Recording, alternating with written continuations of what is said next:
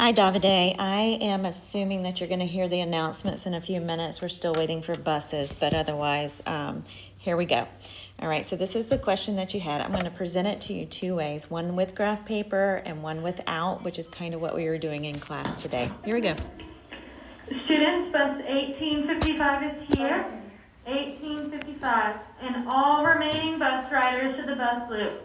Everybody who rides the bus, head to the bus loop. Okay, hopefully that was the last announcement. So I'm going to go ahead and plot these coordinates. H is at -5, 2.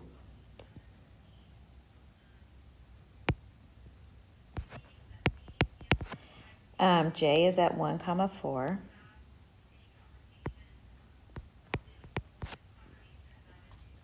And I'm going to go ahead and connect the line segment. It's centered at 3, 2. Okay, so there's the center of dilation. And it tells us that H prime, J prime, gives us the coordinates for that. So H prime is at -1, 2. And J prime is at 2, 3. I'm going to connect my line segment there. All right. So the one thing that I know is that the scale factor, because this is H prime and this is J prime and the center of dilation is that pretty blue dot, I know that it's going to be less than 1 because it's a reduction. One of the things that I can do when I have it drawn out is I can draw from the center of dilation a line and another line.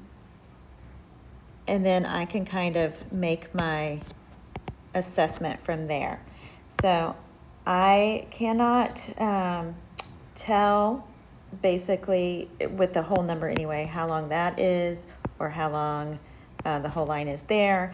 Because it's a diagonal, I can't tell the length of HJ, I can't tell the length of H prime, J prime, but I can tell the length from my center of dilation to my image. And that is 4 units long. So remember what I said in class today, image over pre-image. So my image is 4 units.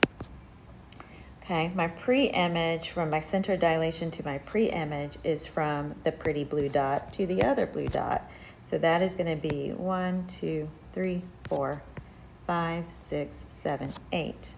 So image over pre-image, that's 8 units long. So I can compare the easy part right there, the distances of those two. That's going to give me a scale factor in simplified terms of 1/2. So that's the easiest way I can do that.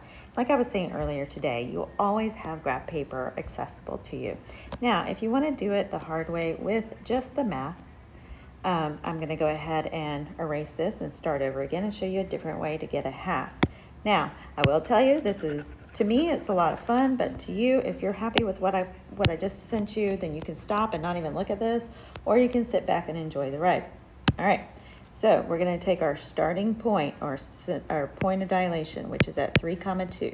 We're going to do what we did in class today. We've got our horizontal chain, we've got point H, and which is at -5, 2.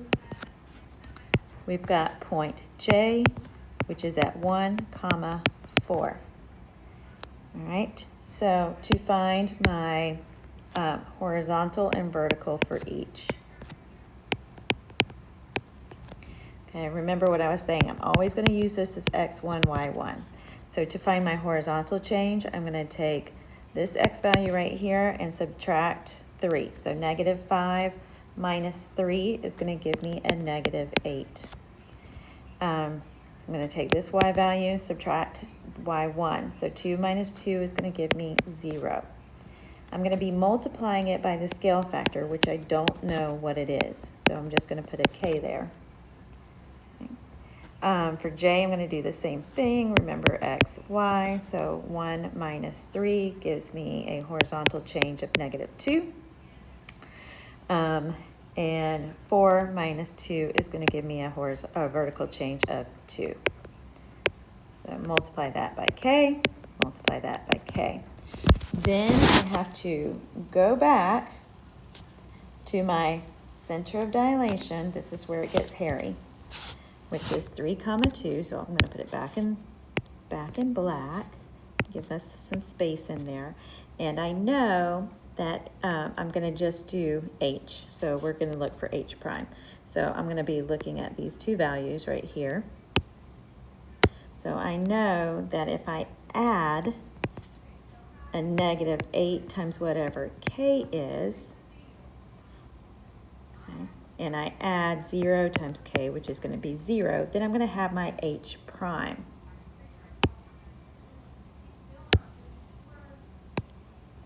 Okay, and h prime was given to me already. So h prime is -1, 2. So let's figure out what that scale factor is, or let's figure out what k is, okay? So I'm going to take all this. 3 minus 8k is equal to -1. It's a two-step equation. I'm going to subtract 4 on each side.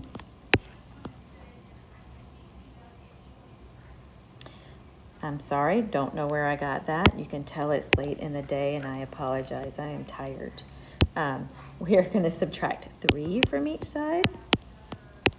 And I have -8k is equal to -4.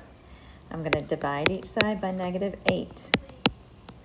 And k is going to equal a +1/2. So that's a second way, the algebraic way that kind of follows what we were doing in class, of how to find k. So obviously looking at this graph up here is going to be the quickest and easiest way, but there's another way as well. Hope that helped. If it didn't, please let me know, and I'll try something else.